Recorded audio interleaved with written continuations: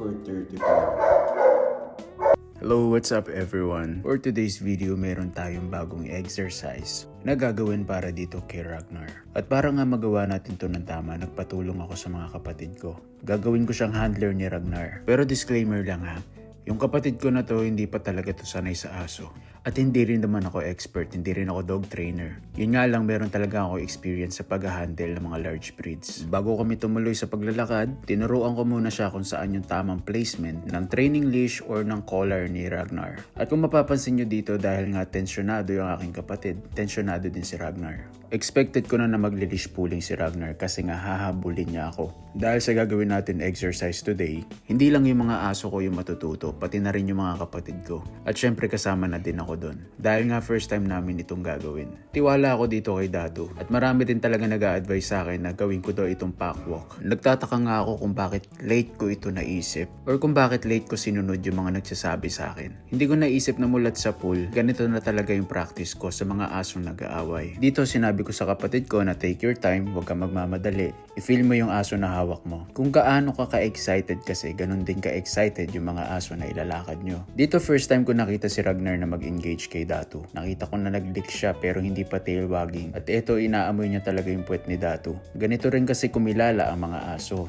Eto, trinay ko lang din hawakan yung leash nilang parehas. Pero kung mapapansin niyo yung body language ni Ragnar, medyo tensyonado pa talaga siya. Kaya binigay ko muna siya sa kapatid ko. Si Dato wala na talaga akong problema dyan. Kahit may pusa minsan madaanan, hindi niya na hinahabol di kagaya nito ni Ragnar. Dito mali yung correction na binibigay ng kapatid ko. Kaya sinabi ko sa kanya kapag magko-correct siya, bibigyan niya ng pop, then lead the direction. Yun kasi ang pinakamahalaga. Kapag binigyan mo ng correction, bibigyan mo dapat ng direction. Kung tutuusin, mas aggressive si Datu kaysa kay Ragnar. Ang ugali kasi ni Ragnar based sa aking observation, meron siyang fear aggression. At yun yung dapat natin tanggalin sa kanya. Well, hindi man natin matanggal, at least matuto siya magtiwala sa mga kasama niya. Pero ito maganda yung pakiramdam ko dito sa pack walk. Kasi kahit papaano natututo rin yung mga kasama ko. Kung mapapansin nyo ngayon, mas relax na rin si Ragnar. Natututo na din siya magtiwala kay Datu. Pero syempre day 1 pa lang naman ito. Hindi pa dapat tayo mag-expect ng perfection. Eto, hindi ko to inaalis kay Datu. Kapag mayroong asong nakita, okay lang na mag-react siya. Wag lang yung magpupul. Wag lang din yung hindi nakikinig. Especially kapag binigyan ko na ng correction. Dito nakikipag-engage na rin si Ragnar kahit papano. Yun nga lang wala pang tail wagging.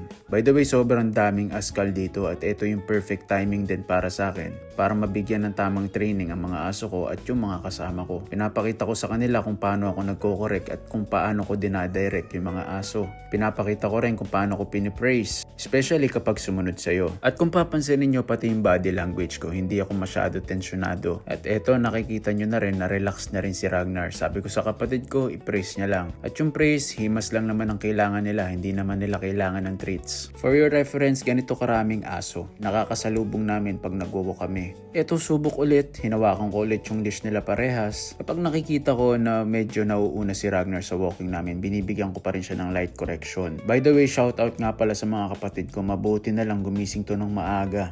Dahil kung wala sila, hindi ko talaga to magagawa. And again, kung mapapansin nyo dito, relax lang ako. So relax lang din si Datu. Minsan kasi pinangungunahan ako ng excitement eh. Nung bago ko palang nakuha sila Datu, gustong gusto ko talaga yung matatapang na aso. Kasi for me, maangas tignan eh. Pero wala pala yun sa ganun. Eventually, mas gugustuhin mo talaga na balanse yung mga aso mo.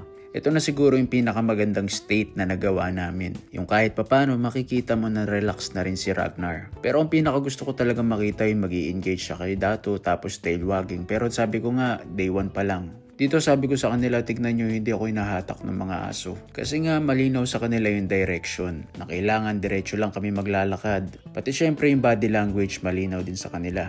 Dito napapansin ko na medyo nauuna na naman si Ragnar. Meron kasi talaga mga aso na mabilis maglakad. At itong si Ragnar, sanay ito na nagja-jogging kami. Ngayon nga lang kami nag-walking ng mabagal at meron pang kasama. Kaya sa isip-isip ko siguro naiinip din talaga siya. Sa pagwawalk ng aso, sobrang halaga ng body language ng amo. Totoo ngang sa'yo sila magdedepende. Kaya kapag nakaramdam sila ng tension, magiging tensyonado rin sila. Dito nagpahinga muna kami bago kami maglakad ulit.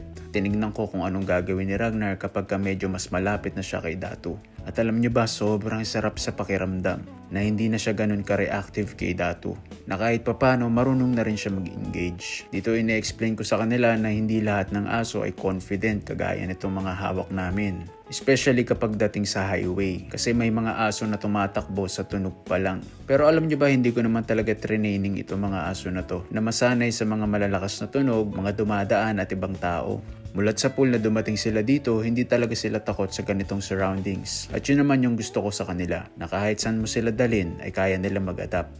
Dito patapos na rin kami mag-walking at nakikita ko si Ragnar na talagang relax na. Si Dato alam ko na bitin pa to sa walk at alam ko rin na ganun din si Ragnar. Yun nga lang, hindi ko naman goal na pagurin sila. Ang pinaka-goal ko talaga dito ay magkaroon sila ng bonding. At sa susunod, isasama natin pati si Kaiju. At disclaimer lang ulit, guys, hindi ako dog trainer. Talagang mahilig lang ako sa malalaking aso. At alam nyo ba, na-realize ko na sobrang dami mong kailangan i-adjust para sa kanila. Kaya talagang sobrang thankful ako kay Lord kasi binigyan niya ako ng resources, time, and connections para magawa ko yung mga bagay na to. Ayun lang guys, maraming salamat sa panonood ng videos ko. God bless.